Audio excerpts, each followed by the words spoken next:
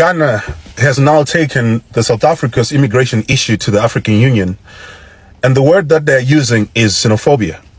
But that's not even what caught my attention. What caught my attention, my people, is that about a month ago, South Africa reportedly wanted to send a delegation to Ghana to discuss what's happening on the ground. Ghana refused the visit. You see? Now think about that for a second. These are the leaders that we are looking to for African unity.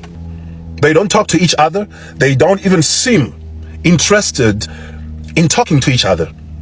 Instead of saying, let's sit down here, let's understand what's really happening before we escalate this. The issue is heading straight to the African Union. And here's the interesting part. From what has been reported, even ECOWAS wasn't fully on board with taking this route. Yet Ghana decided to proceed anyway. But what really bothers me, though, is something else. If you look at this, has any African country sent journalists to South Africa to spend weeks in these communities to investigate properly, to speak to South Africans, to migrants, to police, to community leaders, to ordinary people, so that we can separate, facts from social media? Have we done that? Because I haven't seen any of that. Instead, we've all been watching the same viral clips, the same Facebook posts, the same TikToks, the same WhatsApp videos, right? That's what's been happening. If that's the evidence that we are using to shape diplomacy between African states, me people, then we got a serious problem here. You can see it, right? Leadership isn't about reacting first, me people. Leadership is being the only one in the room who says, hold on, what are we missing here? Instead, what I've seen over these past weeks is it's leaders and politicians from different African countries immediately talking about shutting down South African businesses, deporting South Africans, and retaliating. And I keep asking myself, have you actually thought this through? Leaders, those businesses employ thousands of your own citizens. Those South Africans are there legally, right? So exactly, who are you punishing here? This is what emotional leadership looks like, me people. Making decisions while angry instead of making decisions that actually solve the problems that we are facing as African people. Now let's talk about the African Union itself. I'm curious, what exactly is expected to happen there? What is it? Because this is the same continent where Sudan is burning, right? Eastern Congo has been bleeding for years. Africans are being sold for slaves in Libya. Yes, it's happening right now, me people. Look it up. Young people have been killed during protests in Kenya. People are being abducted. They are disappearing in Uganda as we speak. Zimbabwe has faced years of disputed elections, my people, political violence. The list goes on. We have watched African crises pile up one after another. That's what's going on right now. So I'm trying to understand, why is this issue considered so urgent that it couldn't even be discussed properly between two governments? Why? And before anyone misunderstands me people, let me be clear. Illegal immigration is real. It's a real issue in South Africa. That's not an opinion. Thousands of undocumented immigrants have been deported, right? That tells us there is a genuine immigration problem here. At the same time, innocent foreigners should never be attacked. Violence against people because of their nationality is wrong. Those two things can exist at the same time. Both truths can exist. But here's my question to the governments also, whose citizens are involved in this. Where is your accountability? Where is the conversation about why so many of your citizens are living undocumented in another African country? Why? Where is the willingness to sit down with South Africa and solve the problem together? Where is the willingness?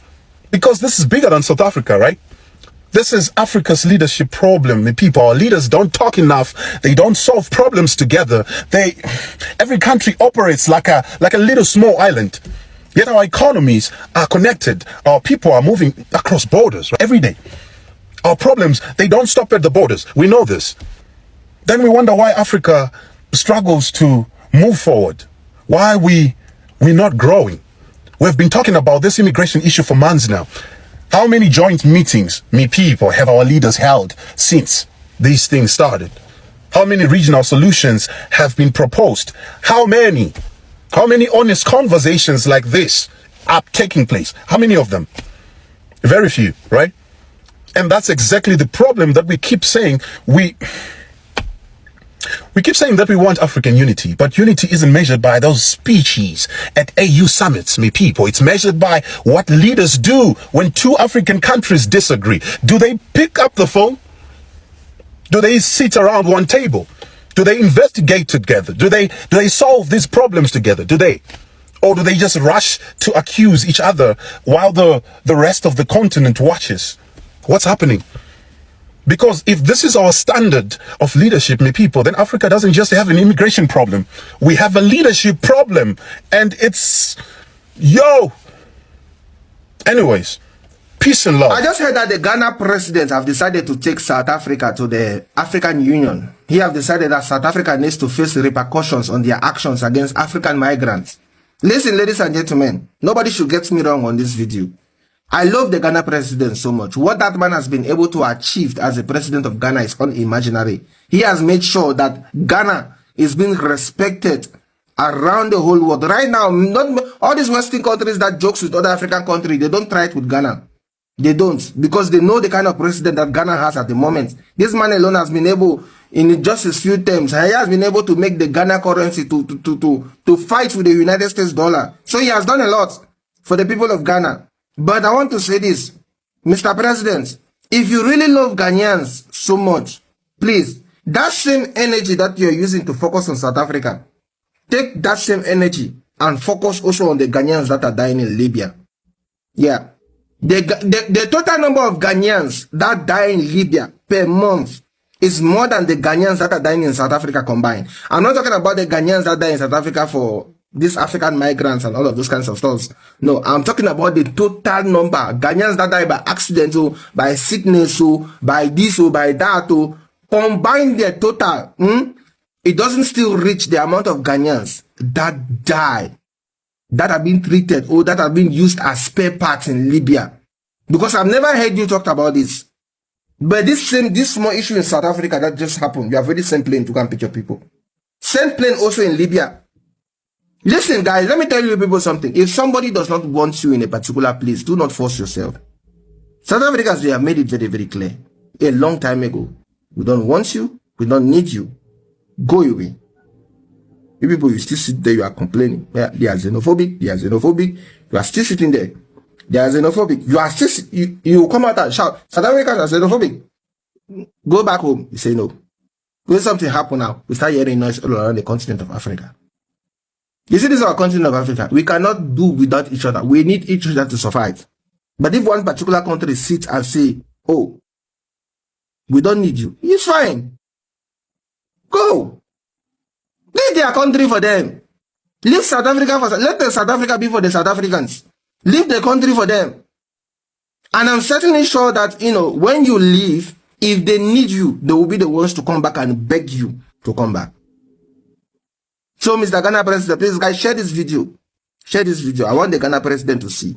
First of all, he's taking South Africa to African Union. What African Union? Do we have an inactive organization? Do we have an active organization that cares about the people of Africa? Because this African Union, they don't care. It's only this issue of South Africa that have come now. They have carried their pot stomachs. All of them. Pot stomachs come back and shocking nonsense.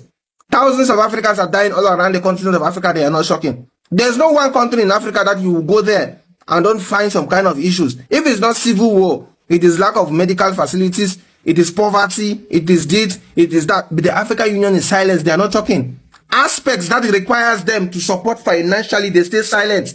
But the ones that requires them to not support financially, that is when the one they talk. The ones that they benefit from, they don't talk about it. They don't. Look at Cameroon since 2016. People are dying. The African Union is just there silent. They have never mentioned about what is happening in Cameroon. Never. They have never tried to save the people of Cameroon. Never in their life. Look at what is happening in Nigeria. Have they ever tried? No. Look at what is happening in Libya, on all those northern African countries. Look at what they are doing to fellow Africans who are trying to, cross into Europe illegally. Look at what they are doing to them. They are being used as, you guys think I'm joking, eh? Many Africans are being used as spare parts in Libya. And all of those other places that are trying to cross in Europe, they are being used as spare parts. You guys think I'm joking? Ask some people who cross into Europe illegally by passing through all those deserts and all of those places. Ask them, they will explain to you.